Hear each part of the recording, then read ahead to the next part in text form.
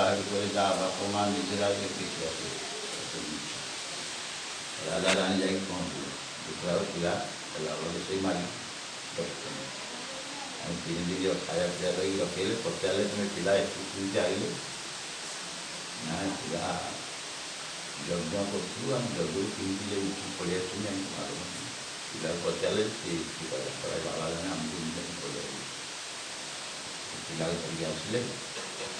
ସେଇ ରଜାକୁ କାହିଁ ଜୁଏଁ ଦିଏ ତା ଶଳା ପାଇଁ ଗଲା, ମୋ ଶଳାକୁ ତମେ ଯଜ୍ଞ ଦେଇଛି ଆହୁରି ମୁଁ ତମକୁ ଗୋଳି କରି ମାରିବି।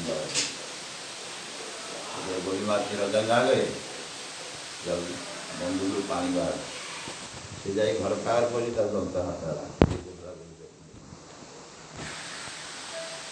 ରଜା ଏକ୍ସେସ୍ ଯେ ଗୋଳି କରିବା ନେଇ ଦେଉଥିଲା ତ ଦନ୍ତ ହାତ ହେଲା, ସେ ଏକ୍ସେସ୍ ମରିଯାଉଛି। ରଜା ଗୋଡ଼ ଧରା ମରିଗଲେ। ଝିଅ ରାମଧନ ମୋତେ ଜୀବନ ଦେଖା ଆସିଲେ ଆପଣ କ୍ଷମା କରନ୍ତୁ।